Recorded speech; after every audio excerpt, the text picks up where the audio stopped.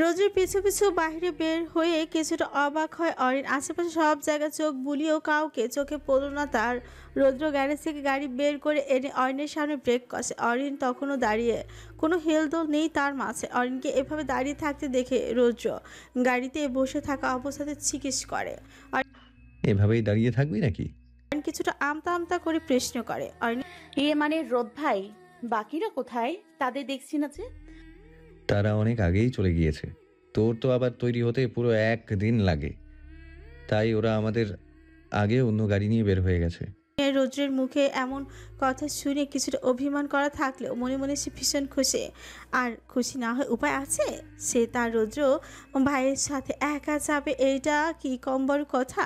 কিন্তু তার যে এই মানুষটার পাশাপাশি বসা বড্ড শখ। খোলা আকাশের নিচে হুট ফেলানো রিস্কায় গায়ে বাতাস লাগিয়ে ঘুরবার শখ, এই মানুষটাকে খুব করে কাছে থেকে অনুভব করার শখ। অরিনকে নিজের ভাবনায় বিখেলিতে দেখে রৌদ্র অরিনের মুখের সামনে তুড়ি পাচায়। অরিন কিছুটা চমকে ওঠে, জিজ্ঞাসা দৃষ্টিতে রোদের পানে তাকায় সে। রৌদ্র গভীর কণ্ঠে বলে, তুই তোর এই অভ্যাসটা বাদ দিবি না? কথায় কথায় এমন স্ট্যাচু হয়ে যাস কেন তুই? এখন কি যাবি নাকি এভাবেই দাঁড়িয়ে থাকবি? আমার কিন্তু এভাবে শুধু শুধু দাঁড়িয়ে থাকার মোটেও সময় নেই। আচ্ছা রোদ ভাই, আমরা গাড়িতে করে না গেলে হয় না? রৌদ্র অরিনের এমন কথা ভ্রুকুটি করে তাকায়। তাকে কিছু না বলে সহ্য করে শ্বাস ফেলে গাড়ি থেকে বের হয়ে আসে সে। অরিনকে সাথে নিয়ে গাড়ি ছাড়াই বেরিয়ে পড়ে গন্তব্যের উদ্দেশ্যে। পরন্ত সূর্যের উত্তাপ যেন অনেকটাই তেজস্ক্রিয়। ইট পাথরের রাস্তাটি পাশাপাশি হাঁটছে দুজন অব্যক্ত প্রেমী। জনমানবহীন রাস্তাটিতে মাঝে মধ্যে দুই একটা রিক্সা ছুটে যাচ্ছে তাদের পাশ দিয়ে। কারো মুখে কোনো অবধি নেই। রৌদ্র সামনে তাকিয়ে দুহাত পকেটে গোছায় ভাবলেশীনভাবে হেঁটে চলেছে। অন্যদিকে অরিন বারবার আর চোখে তার পাশে থাকা সুদর্শন পুরুষটিকে অবলোকন করে যাচ্ছে। সে কি ভেবেছিল এই মানুষটার সাথে কখনো এভাবে পাশাপাশি হাঁটতেও পারবে? অরিন তো হাতে চাঁদ পাওয়ার মতো খুশি। বেশ কিছুক্ষণ পর তারা একটা রিক্সা পায়। রৌদ্র আগে উঠে পড়ে, কিন্তু অরিন উঠতে গিয়ে পরে বিপত্তিতে। লং ফ্রক পরার দরুন উঠতে কিছুটা অসুবিধাই হচ্ছিল তার। এমন সময় তার সামনে এক হাত বাড়িয়ে দেয় রৌদ্র। অরিন কিছুটা অবাক চোখে তাকায় তার দিকে। রৌদ্র এবার খেকিয়ে বলতে থাকে, হাঁ করে তাকিয়ে না থেকে তাড়াতাড়ি ওঠ। অরিনও তড়িঘড়ি করে মাথা ঝাঁকিয়ে হাতে শক্ত করে ধরে উঠে বসে। অরিন রিক্সায় উঠে বসতেই রৌদ্র অরিনের হাঁটুর ওপর দিয়ে হালকা হাতটাকে আগলে ধরে রিক্সা চালকের উদ্দেশ্যেই বলে, মামা, আস্তে ধীরে চালাবেন। জি আচ্ছা। বলে তিনি রিক্সা চালাতে থাকে। এদিকে রৌদ্রের স্পর্শ পাওয়া মাত্র যেন অন্য সমস্ত কায়া এক মুহূর্তে কেঁপে ওঠে। তার হৃদয় সকল ভালো লাগার যেন ডানা মেলে ঝাপটাতে শুরু করেছে। এই কেমন অনুভূতি? এতটা এলোমেলো লাগছে কেন তার? সামান্য একটু কাছে আসতে তার দম বন্ধ করার অবস্থা, অথচ মনে মনে এই মানুষটাকে সে সবসময়ের জন্য নিজের করে চায়। আর নিজেকে স্বাভাবিক রাখার সর্বোচ্চ চেষ্টা চালিয়ে যায়, পাচ্ছে না তার রোদ ভাই কিছু বুঝে যায়। অন্যদিকে অরিন এমন কাঁপাকাঁপি সবটাই চক্ষু গোচর হয় রুদ্রর। তবু সে শিক্ষাহীন অরিনকে এইভাবেই আগলে ধরে বসে থাকে। অরিনের দিকে একবার তাকায় সে, পরক্ষণে নজর ঘুরে মিটমিটে হাসতে থাকে, মনে মনে বলে, আমার সামান্যতম ছোঁয়াটুকু এখনো সহ্য করতে পারিস না সানশাইন, অথচ একদিন তোর সমস্ত কায়া জুড়ে থাকবে শুধুমাত্র আমার ছোঁয়া, আমার বিচরণ। তখন কিভাবে সামলাবি নিজেকে? আধ ঘন্টা পর তারা একটা পার্কের সামনে উপস্থিত হয়। রৌদ্র রিক্সা থেকে নেমে অরিনকেও আগলে ধরে নামায়। রিক্সা ভাড়া চুকিয়ে তার ভেতরে প্রবেশ করে অরিন আশেপাশের চোখ বোলায়। পার্কটি দেখতে যথেষ্ট সুন্দর, চারিদিকে কত মানুষজনের ভিড়। অরিন কিছুটা সামনে এগোতেই একজন ছট করে এসে তাকে জড়িয়ে ধরে। ঘটনার আকস্মিকতা অরিন কিছুটা ভরকে যায়। জড়িয়ে ধরা মানুষটির দিকে তাকাতে বুঝতে পারে এটা আহি। আহি অরিনকে ছেড়ে দিয়ে প্রশ্ন করে, এত লেট করলে তুমি? বাবা, আমরা তো ভেবেছিলাম আজ আর বুঝি আসবেন না। ও ও কথা বাদ দে, আগে বল বাকিরা কোথায়? বাকিরা ওই যে, বলেই হাত দিয়ে ডান দিকে ইশারা করে। আস্তে যা অরি, হোঁচট খাবি তো। কে শোনে কার কথা? অরিন তো এক প্রকার ছুটে সকলের সামনে উপস্থিত হয়। সকলকে দেখে গাল ফুলিয়ে বলতে থাকে, তোমরা খুব খারাপ, আমায় একা ফেলে নিজেরা চলে আসলে।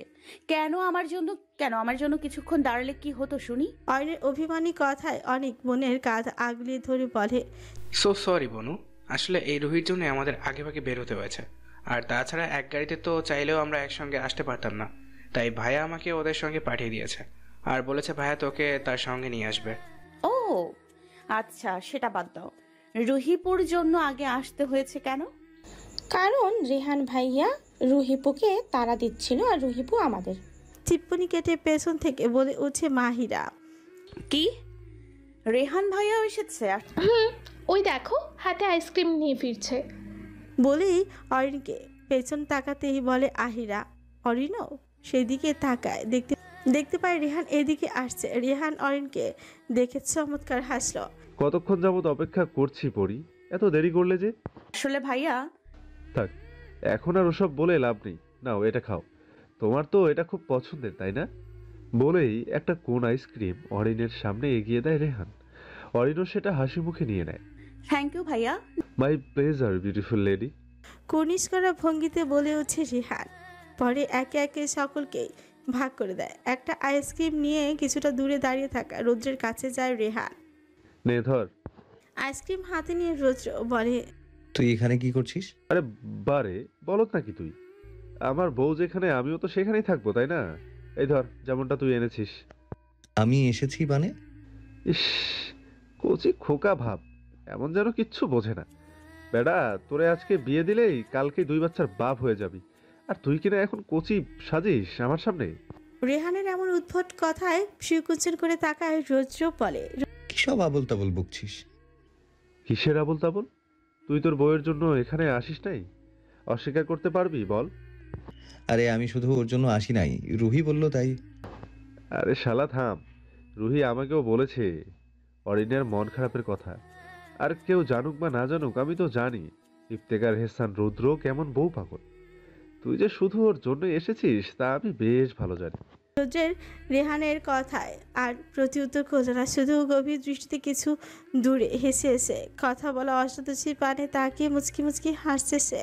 ভাবছে রেহানের কোনো কথাতেই মিথ্যে নয়, একমাত্র অরিনের জন্যই তো তার আশা। তার সানসানের মুখে হাসি মানায়, মন খারাপের অন্ধকার নয়।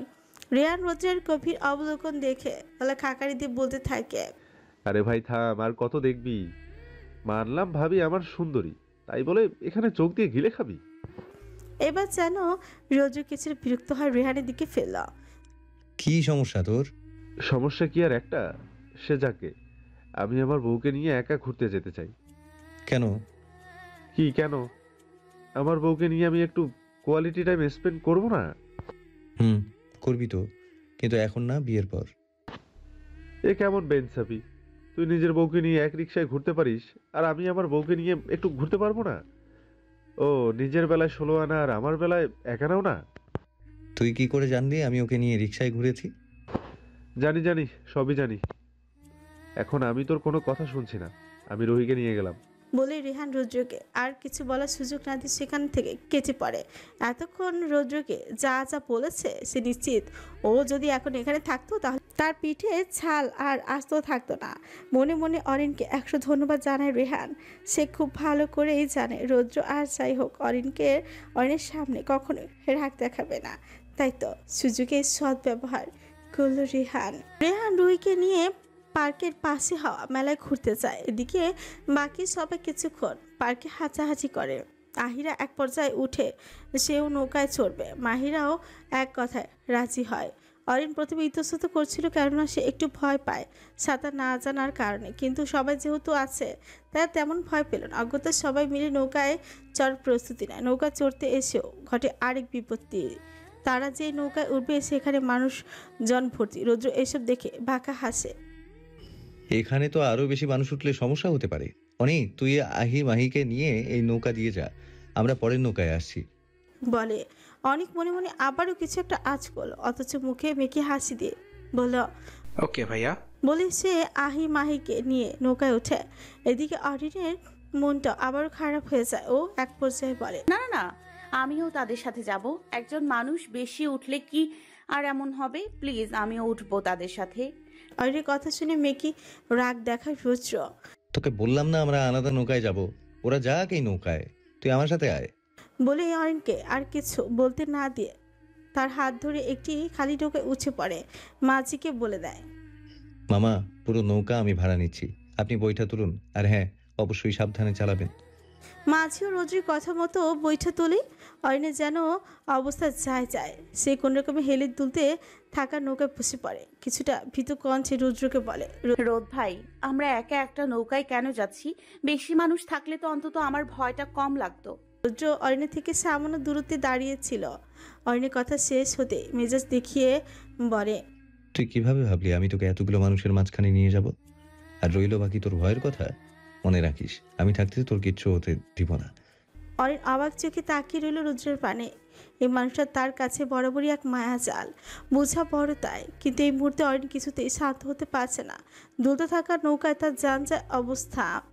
মনে হচ্ছে এই বুঝি নৌকাটা উল্টে গেল। অরিন ভয়ের চোটে চোখটা বন্ধ করে নেয়। হঠাৎ অরিন অনুভব করলো ও কারো খুব কাছে। একটা পৌরশালী মন মাতানোর সুখসান তার নাকে এসে বাড়ি খাচ্ছে। অরিন চট করে চোখ খুলে, কিন্তু পর মুহূর্তে যেন তার চক্ষু ছানা ভরা হয়ে যায়। রৌদ্র অরিনের খুব কাজ ঘেঁষে বসে এবং অরিনের কোমরে হাত দিয়ে তাকে নিজের বুকের খুব কাছাকাছি নিয়ে আসে।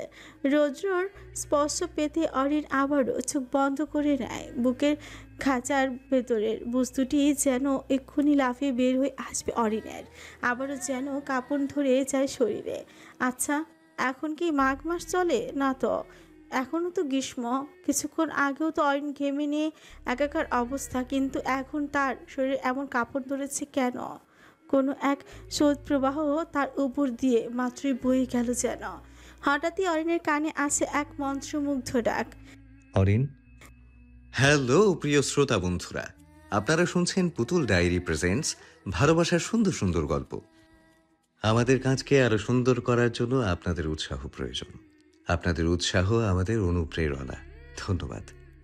ডাকটি শোনা মাত্র অরিনের শির দাঁড়াবে এক শীতল স্রোত নেমে যায়। নিজের মনের উৎপীড়নে অতিষ্ঠ হয়ে ঠোঁট কামড়ে ধরে। এদিকে অরিনের চোখ বন্ধ, কাঁপতে থাকা শরীর অবশেষে ঠোঁট কামড়ে ধরা সবকিছু যেন রুদ্রকে এক ঘোরে অমানিসায় ফেলে দিয়েছে। বারে বারে তার মনে নিষিদ্ধ ইচ্ছের উকি দিয়ে যাচ্ছে। রৌদ্র অরিনের কোমর থেকে হাত সরিয়ে দ্রুত দাঁড়িয়ে পড়ে। অন্যদিকে মুখ ফিরে ঘন ঘন নিঃশ্বাস ফেলে নিজেকে ধাতস্থ করার আশায় কিছুক্ষণ পর নিজেকে স্বাভাবিক করে অরিনের দিকে ফিরে রৌদ্র অরিনটা এখনো চোখ বন্ধ করে আছে। আবারও অরিনের পাশে গিয়ে বসে পড়েছে। এবার অবশ্য সামান্য দ্রুত বজায় রেখে বসেছে। শান্ত নিরেট কঞ্চে বলল, চোখ খোল অরিন। অরিন হালকা চোখ গিলে ধীর স্থির ভাবে চোখ মেলে। রোদ ফের বলে, নৌকায় বসে যদি পরিবেশটাই উপভোগ না করিস তাহলে নৌকায় উঠে কি লাভ বলতো? অরিনের ইচ্ছে করলো একবার বলতে, আপনি আর উপভোগ করতে দিচ্ছেন কই? আপনি জানেন না আপনি সামনে আসলেই আমি বাঘ খাড়া হয়ে যাই? কিন্তু মুখে কিছুই বলতে পারল না। চুপ করে মাথা নিচু করে বসে রইল সে। রৌদ্র তার মৌনতা দেখে বুঝে নিল যা বোঝার। এবার রৌদ্রের মাথায় একটা দুষ্ট বুদ্ধি খেলে গেল। সে হালকা কচি গলে বলল, দেখ অরিন, এভাবে বসে থেকে কোনো কিছুই উপভোগ করতে পারবি না। আই থিঙ্ক তোর ভয় হচ্ছে। তাহলে তুই এক কাজ কর, আমার হাতটা ধরে বসে থাক, এতে তোর ভয় কিছুটা কমবে। বলে নিজের পকেট থেকে ফোন বের করে তার উপর আঙুল চালাতে থাকে। কিন্তু তার মনোযোগ সবচেয়ে অরিনের উপর। অরিন কিছুক্ষণ ইতস্তত, কিন্তু পরিস্থিতি ভয় যেন মাথা চাড়া দিয়ে বসে তার। তাই কোনো ভাবান্তর না পেয়ে রৌদ্রের এক হাত জড়িয়ে ধরে সে। রৌদ্র মুচকি হাসে, কিন্তু পরক্ষণে নিজের মুখভঙ্গি স্বাভাবিক করে নেয়। অরিনের ভয়টা এখন কিছুটা কমে আসে। সে সামনে তাকে মুগ্ধ নয়নে পরিবেশটা উপভোগ করে। মাথার উপর সাদা নীল মিশেলের আকাশ, নিচেই নদী, নৌকার বৈঠার তালে তালে হাওয়া, নদীর কলকল শব্দ। দূরে তাকালে মনে হচ্ছে যেন আকাশের সাথে নদীটিও মিশে একাকার। অথচ তারা যতটাই সামনে যাচ্ছে ততই যেন সবটাই জমে পরিণত হচ্ছে। অরিন সত্যি মুগ্ধ। অরিন পরম শান্তিতে রৌদ্রের কাঁধে মাথা রাখে। রৌদ্র সেদিকে ফিরে আলতো স্বরে জিজ্ঞেস করে, ভালো লাগছে এখন? হুম আরও ভয় করছে? হুম রৌদ্র নিঃশব্দে হাসে। দূর আকাশের পানে চোখ রেখে মনে মনে বলে, সানশাইন, তুই সারা জীবন এভাবেই আমার পাশে থাকিস। তোকে ছাড়া যে আমি শূন্য, একেবারেই শূন্য। নৌকার ভাড়া শুকিয়ে নেমে পরে রৌদ্র অরিন কিছুটা সামনে যেতে একটা বাচ্চা মেয়ে কিছু ফুল দিয়ে বানানো ক্রাউন নিয়ে আসে তাদের সামনে, বলতে থাকে, ভাইজান ফুল নিবেন? আফারে একটা ফুল কিন্না দেন, আফার হাতে মানাইব। অরিন ইচ্ছে করল একটা ক্রাউন কিনে মাথায় দিতে, কিন্তু রৌদ্র ভাইকে কিছু বলতে ইতস্তত বোধ করে সে, তাই চুপচাপ দাঁড়িয়ে থাকে। এদিকে রৌদ্র বাচ্চা মেয়েটির হাতে 500 টাকার একটি নোট দিয়ে বলে, এটা রেখে দাও। কিন্তু আপনি তো কিছু নিলেন না। আপনি কিছু না নিলে এই টাকা আমি নিব না। এগুলোও কেউ পরে? কিভাবে পরে এগুলো? দেখি দাও তো। ভাইজান এই মুকুটটা এইটা আপামনির মাথায় পরাই দেন, খুব ভালো দেখাইব। আর এই যে এই গাজরাটা হাতে বাঁধেন। ছ্যা, এত কাহিনীর কি আছে বুঝলাম না। এদিকে আয় তো অরি। বলে একটি গোলাপের কাউন নিয়ে অরিনের মাথায় পরিয়ে দেয় আর একটি বেলি ফুলের গাছটা নিয়ে হাতে বেঁধে দেয়। এদিকে অরিন মুগ্ধ নয়নে রৌদ্রের কার্যকলাপ দেখে যাচ্ছে। মনে মনে সে বারংবার চাইছে এই সময়টা এখানেই থেমে যাক, থাকুক না এই মুহূর্তটা আরও কিছুটা সময়। রৌদ্র নিজের কাজ শেষ করে অরিনের দিকে কিয়ৎকাল তাকিয়ে থেকে বলা, খারাপ না, মোটামুটি চলে। বলেই অরিনকে নিয়ে সেখান থেকে চলে আসে। অরিন তখনকার কথায় কিছুটা অভিমান করে, কেন রোদ ভাই কি বলতে পারতো না? অরিন তোকে সুন্দর লাগছে, তা না বলে কি বললো? খারাপ না, মোটামুটি। এর চেয়ে ভালো হতো যদি সে কুৎসিতেই বলতো। অরিন হাঁটতে হাঁটতে থেমে যায়। রৌদ্র অরিনের হঠাৎ থেমে যাওয়ায় দাঁড়িয়ে পড়ে, পিছনে জিজ্ঞেস করে, কি হলো, দাঁড়িয়ে পড়লি যে? অরিন কাট গলায় জিজ্ঞেস করলো, আমায় দেখতে কি খুব খারাপ লাগছে রোদ ভাই? আমি এমনটা কখন বললাম? তাহলে তখন যে বললেন মোটামুটি। তো মোটামুটি লাগছে বলেই তো মোটামুটি বললাম। হঠাৎই রাগ উঠল অরিনের। রাগ করে মাথা থেকে ক্রাউনটা যেই না নামাতে যাবে তখন রোদ বলে উঠছে, হে খবরদার, এটা মাথা থেকে নামিয়েছিস তো? কেন? আপনি না বললেন এটা মোটামুটি লাগছে, তাহলে পরে কি বলবো বলুন? এর চেয়ে বরং নামিয়েই ফেলি। রৌদ্র অরিনের কাছে এসে আবারও ক্রাউনটা ঠিকঠাক করে পরিয়ে দিয়ে বলল, মোটামুটি লাগুক আর যেমনই লাগুক, এটা আপাতত মাথা থেকে নামাবি না। টাকা দিয়ে কিনেছি এগুলা, আর তাছাড়া আমার কষ্টের উপার্জন বুঝিসই তো। আমি কিন্তু অপচয় একদম পছন্দ করি না অরি। বলেই সামনে ফিরে আবারও হাঁটা ধরে সে। এদিকে অরিন হতবিহ্বল হয়ে দাঁড়িয়ে আছে। কি বললো রোদ ভাই? তার টাকা যাতে অপচয় না হয় তাই সে এমনটা পড়ে থাকবে? বাহ, এটাই দেখা বাকি ছিল। ভাবনা ছেড়ে সেও হাঁটা ধরে রৌদ্রের পিছু পিছু। অরিনটা কিছুটা সামনে এগিয়ে অনেকদের পেয়ে যায়। আহি মাহি কি একটা নিয়ে কথা বলছে। অরিনকে দেখে তারা উৎফুল্লতার সাথে বলে, এই অরিপু, আমরা এখন মেলায় যাব, চলো। সত্যি? তোমাদের দুজনের জন্যই এতক্ষণ অপেক্ষায় ছিলাম। চলো এবার যাওয়া যাক তাহলে। ওকে। বলে তারা হাঁটা ধরে মেলার উদ্দেশ্যে। রৌদ্র অনেক বাকিদের নিয়ে মেলার উদ্দেশ্যে পার্ক থেকে বের হয়ে সরু রাস্তা ধরে হাঁটতে থাকে। তারা কিছুটা পেছনে, আর আহি মাহি অরিন সামনের দিকে কথা বলতে বলতে এগিয়ে যাচ্ছে। অনেকও এক নাগারে এটা সেটা বলতে যাচ্ছে, কিন্তু রৌদ্রর যেন সেখানে কোনো ধ্যান নেই। সে মুগ্ধ দৃষ্টিতে সামনে হেঁটে যাওয়া অষ্টাদশীর পানে তাকিয়ে আছে। অষ্টাদশী কি জানে তাকে এই মুহূর্তে কতটা আবেদনময়ী লাগছে রৌদ্রের কাছে। এই মুহূর্তে রৌদ্রের ইচ্ছে করছে অরিনকে নিজের বুক পিঞ্জরে লুকিয়ে ফেলতে। তাকে ভীষণ কাছে টানতে ইচ্ছে করছে। তার ইচ্ছে করছে তাকে ভীষণ রকমের এক লজ্জা দিয়ে তার লজ্জালু রক্তাব্য আভায় ছেয়ে যাওয়া মুখশ্রুটি দেখতে। কেন পারছে না সে অরিনকে কাছে টেনে নিতে? কেন পরিস্থিতি তার সহায় হলো না? কেন তাদের প্রণয়ের পরিণয়ে এত বাধা? আদৌ সকল পরিস্থিতিকে উপেক্ষা করে অরিনকে সে নিজের করতে পারবে তো? কি ভাগ্য আর পরিস্থিতির মতো বাধার কাছে হেরে যাবে তার হৃদয়ানুভূতি? অনেক কথা বলার এক পর্যায়ে থমকায়, পাশে ফিরে তাকায়। রৌদ্রের ধিমি কণ্ঠে ডাকে রৌদ্রকে, কিন্তু না, তার রৌদ্র ভাইয়ের তো কোনো দিকে ধ্যান নেই। অনেক এবার রৌদ্রের দৃষ্টি অনুসরণ করে সামনে তাকায়। পরক্ষণে আবারও তার মনে থাকা সন্দেহরা আরও এক ধাপ আগায়। আচ্ছা, অনেক যা ভাবছে তাই কি সত্যি? রোদ ভাই কি তাহলে বুনুকে পছন্দ করে? কিন্তু কোনো সঠিক প্রমাণ আর স্বীকারোক্তি ছাড়া এই বিষয়ে রোদ ভাইকে কিভাবে প্রশ্ন করবে ও? অনেক তার সকল ভাবনা ছেড়ে আপাতত চুপ থাকা আর সঠিক সময় অপেক্ষায় থাকে। হালকা করে রুদ্রর কাছে হাত রেখে শুধ হয়। রোদ ভাই। হঠাৎ ডাকে ধ্যান ফিরে রুদ্রর, কিছুটা ভরকে যায় সে। পাশে তাকিয়ে অনেকের দিকে তাকিয়ে দেখে অনেক কেমন ভ্রু উঁচিয়ে তাকিয়ে দেখছে। রুদ্র নিজেকে স্বাভাবিক করতে হালকা গলা খাকারি দিয়ে বলে, বল। অনেক রুদ্রের হাব ভাব মনে মনে ব্যাপক মজা নেয়, কিন্তু বাইরে একদম স্বাভাবিক ভঙ্গিমায় বলে, বলো মানে? এতক্ষণ কি কোনো কথা শোনোনি তাহলে? ধ্যান কোথায় ছিল তোমার? রুদ্রর একবার ইচ্ছে করলো বলতে, তোর বোনের কাছে ছিল। দেখছিস না সারাক্ষণ আমায় কেমন নাকে দড়ি দিয়ে ঘোরায়। কিন্তু মুখে এমন কিছুই বলল না সে। বিষয়টাকে কিছুটা ধামাচাপার দেওয়ার ন্যায় বলল, শুনিনি এমন না, আসলে একটা জরুরি কাজের কথা মনে পড়েছিল, তাই তোর দিকে খেয়াল করতে পারিনি। রুদ্রর হাতের ঘড়িটার সময় চেক করে আবারও শুধালো, আচ্ছা, সন্ধ্যা প্রায় হলো বলে ওদের নিয়ে তাড়াতাড়ি মেলা থেকে ফেরা উচিত। অনিকও রুদ্রের কথায় সম্মতি জানিয়ে বলল। চলো। তারা দুজনেই পায়ের গতি বাড়িয়ে অরিন্দের কাছে ছোটে, কিন্তু হঠাৎই তাদের পা জোড়া থমকে দাঁড়ায় একটি কথায়। কি গো সুন্দরীরা, একা নাকি? হ্যাঁ, মন খারাপ কইরো না, আমরা আসি না। তোমগো 3 জনের লাইগা আমরা 6 জন আছি, একজনের লাইগা 2 জন কইরা। বলে দৃষ্টিভঙ্গিতে হেসে উঠে রাস্তার পাশে বাইকে হেলান দেওয়া বখাচিগুলো। অরিন, আহি, মাহি কিছুটা ভীত সন্ত্রস্ত হয়ে পেছনে তাকায়, দেখতে পায় তাদের থেকে মাত্র 2 হাত দূরে দাঁড়িয়ে আছে রৌদ্র আর অনেক। তাদেরকে দেখা মাত্র তিনজনই স্বস্তি নিঃশ্বাস ছাড়ে।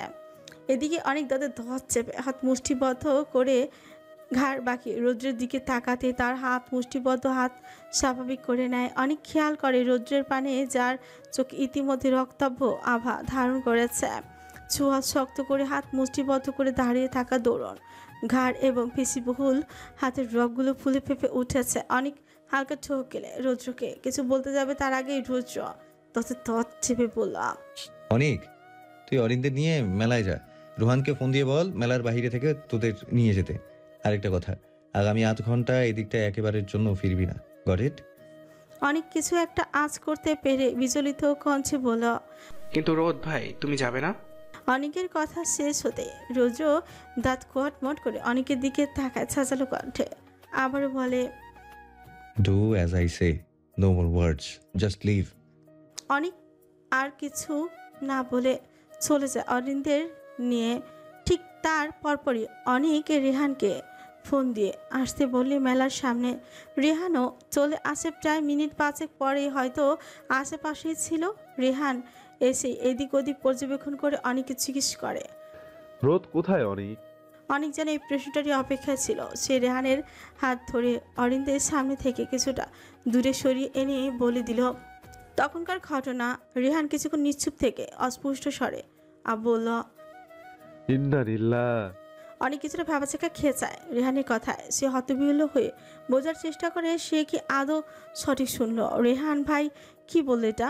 অনেক মনের কথা মুখে নিয়ে আসলো, বলল, রেহান ভাই, তুমি কি ইন্নালিল্লাহ বললে? রেহান একেবারেই শান্তি ভঙ্গিমায় মাথা নাড়ে বলতে থাকে, রোদ যেহেতু আজ ওদেরকে ধরেছে, তাহলে মনে রাখিস আজকের পর থেকে কেউই হয়তো নিজের হাতে ঠিকমতো খেতে পারবে না, অথবা নিজের পায়ে সোজা হয়ে দাঁড়াতে পারবে না। অনেক এবার হতভম্ব হয়ে যায়, হতভম্ব হয়ে বলে উঠে, কি বলছো এসব রোহন ভাই? রেহান অনেকের কথাগুলো শুনে তার দিকে ঘাড় কাত করে তাকায়, অতঃপর স্বাভাবিক ভঙ্গিতে অনেকের কাছে এক হাত ভর দিয়ে কৌতুকের স্বরে বলল, আরে সোনামণি, বোঝো না, নতুন নতুন। অনেকের মাথায় রেহানের কথা আগে করে কিছুই ঢুকে না।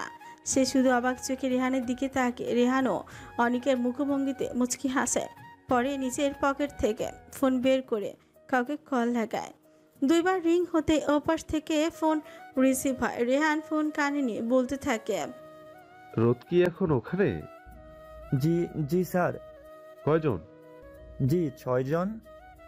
আচ্ছা শোনো, তুমি শুরু থেকে সবটা রেকর্ড করে আমাকে পাঠাবে, ওকে? Okay sir.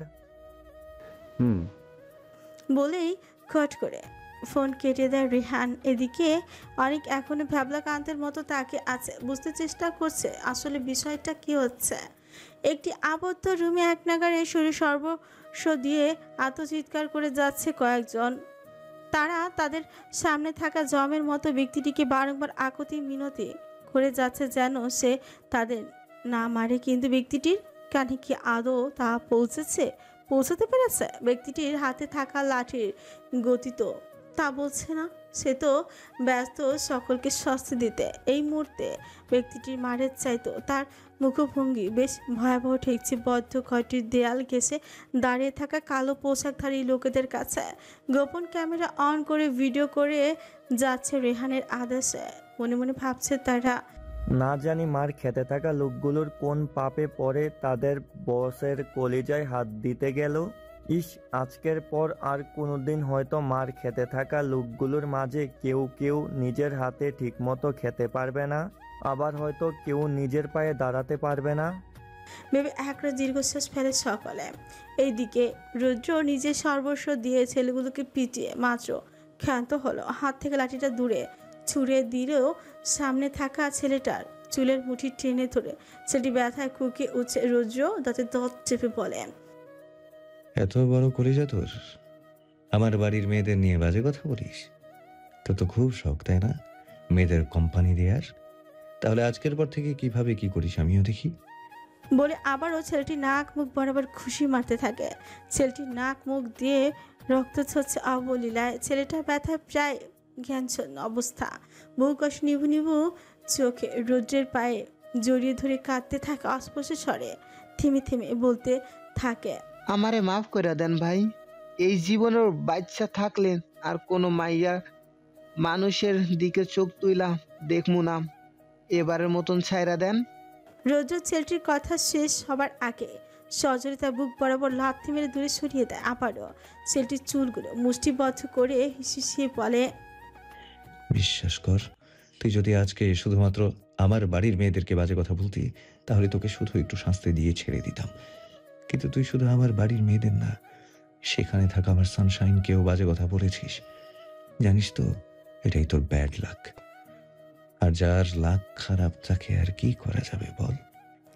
বলেই রৌদ্র আবারও ছেলেটিকে বেধড়ক মারধর করতে থাকে। ছেলেটি এক পর্যায়ে জ্ঞান হারে। রৌদ্র কিছুক্ষণ পর একজন গার্ডকে ডাক দিয়ে বলে, এদের এক্ষুনি হসপিটালে ভর্তি করাও। জি বস। বলে তারা ছেলেগুলোকে কোন রকম তুলে চলে যায় সেখান থেকে। রৌদ্র সকলের চলে যেতে রুমে থাকা ওয়াশরুমে চলে যায় ফ্রেশ হতে। মিনিট 10 পর ফিরে এসে ওয়ার্ড্রোব থেকে একটি শার্ট বের করে পরে নেয়।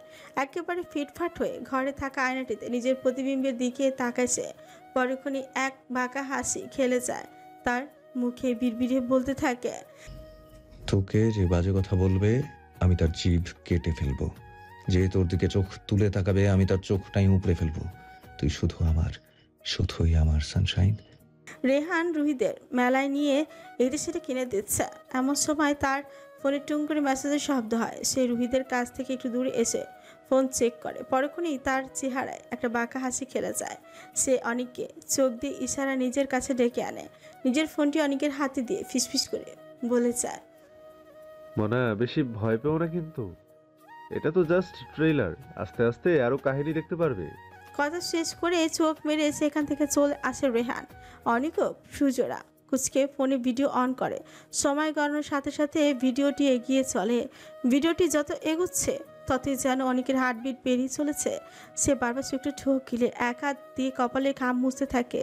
ভিডিওটি আর শেষ পর্যন্ত দেখার ধৈর্য পেল না অনেক। তড়িঘড়ি করে ফোনটি অফ করে আকাশের দিকে মুখ করে বড় বড় নিঃশ্বাস ফেলতে থাকে। সে ভাবতে থাকে, এই আমি কোন রোদ ভাইকে দেখছি? রোদ ভাই যে এতটা রাগী হতে পারে এটা তো আমি কল্পনাও করিনি। আর রোদ ভাই এখানে কি বললো? তার সানশাইন মানে তিনি কি সত্যি বোনকে ভালোবাসে? বোনের জন্য কি ছেলেগুলোকে এইভাবে মারলো সে? না, রোদ ভাইয়ের সাথে আমার সরাসরি কথা বলতেই হবে। তিনি যে এই সম্পর্কে সূত্রপাত ঘটাতে যাচ্ছে তা যে অসম্ভব। এখন তো শুধু রোদ ভাই অরিনকে ভালোবাসে, কিন্তু অরিনও যদি রোদ ভাইকে ভালোবেসে ফেলে তাহলে যে এহসান পরিবারে আবারও দ্বিতীয় প্রলয় ঘটবে। আর এই প্রলয়ের ভয়ঙ্কর পরিণতির জন্য আমি আমার ভাই অথবা বোন কাউকে হারাতে পারবো না। দরকার হয় ওদের দুজনের ভালোর জন্য হলেও ওদের আলাদা করতেই হবে। ভাবনা শেষ হতে অনেক অদূরে দাঁড়িয়ে থাকা নিজের বোনের হাসি মাখা স্নিগ্ধ মুখশ্রীর দিকে তাকিয়ে আবারও মনে মনে বলে উঠছে, বনুরে, আমি মন থেকে দোয়া করি তুই সারা জীবন এমন হাসি খুশি থাক। আল্লাহ যেন আমার ভাগ্যের সুখটুকুও তোকে দান করে। কিন্তু আমি চাইবো তোর মনে যাতে কোনোদিন রোদ ভাইয়ের জন্য ভালোবাসা না জন্মে। এই নিষিদ্ধ অনুভূতির জন্য যে ইতিমধ্যেই আমরা আমাদের একজন প্রিয় মানুষকে হারিয়েছি। কিন্তু এবার আমি তোকেও হারাতে পারবো না বনু, কিচ্ছুতেই পারবো না। পরক্ষণে অনেকের মনে ভয় সঞ্চার ঘটে, ভেবে হচ্ছে মাত্র রোদ ভাইয়ের যে কর্মকাণ্ড দেখলাম তাতে আমার বুঝতে এক চিলতে বাকি নেই যে তিনি বনুর প্রতি ঠিক কতটা অবসেসড। কিন্তু তার এই অবসেশন যে তার এবং পুরো পরিবারের জন্য অশনি সংকেত বয়ে আনছে। আল্লাহ, কি হবে এই অবসেশনের পরিণাম?